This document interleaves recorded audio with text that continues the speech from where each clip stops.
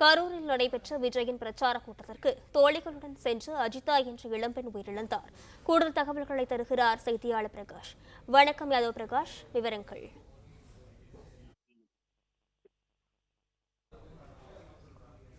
மாணிக்கம், கூடுதல் விவரங்கள்.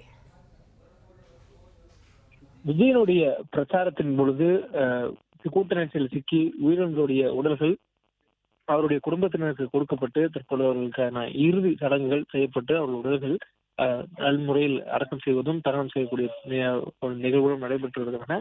இந்த நிகழ்வில் கரூர் நடைபெற்றக்கூடிய இந்த பிரச்சார கூட்டத்திற்கு தோழியுடன் சென்ற அஜிதா என்ற இளம் பெண் உயிரிழந்தார். மொத்தம் 40 நபர்கள் உயிரிழந்திருக்கிறார்கள். அந்த 40 நபர்களில் அஜிதாவும் ஒருவர். அஜிதா தோழியுடன் கூட்டத்துக்கு சென்று விஜய் பார்த்துவிட வேண்டும் என்ற நோக்கில் அவர் சென்றதாகவும் கடும் கூட்ட நெரிசலுக்கு இடையே சிக்கிய நிலையில் அவர் உயிரிழந்திருப்பதாகவும் தகவல் சொல்லப்படுகிறது.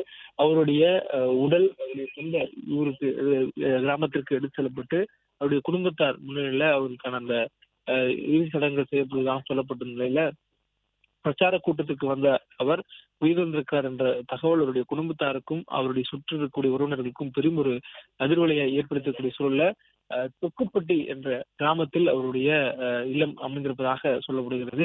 தோழிகளுடன் சென்றிருக்கிறார். விஜய் பார்ப்பதற்காக ஏராளமானவர்கள் கூட்டத்திற்கு வரக்கூடியதை பார்க்க முடியும். நம்மால் இந்த துன்ப சம்பவத்தின் மூலமாக வரக்கூடியவருடைய பின்னணியை அறிந்து கொள்ள முடிகிறது. பெரும்பாலான நபர்கள் அவருடைய உள்ளத்திற்கு தெரியாமலும் விஜயை பார்க்க வேண்டும் என்று தெரியாமலும் பார்க்க வேண்டும் ஆர்வத்திலும் அவர்கள் வரக்கூடியதையும் அந்த உயிரிழந்திருக்கக்கூடிய உறவினர்கள் சொல்லும் போது நம்மால் கேட்க முடியுது. அந்த வகையில தோழிகளோடு சென்றிருக்கக்கூடிய அஜிதா உயிரிழந்திருக்கிறார் என்ற தகவல் நாம் பார்க்கிறோம்.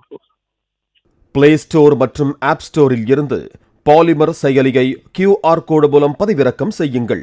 செய்திகளை உடனுக்குடன் பெறுங்கள்.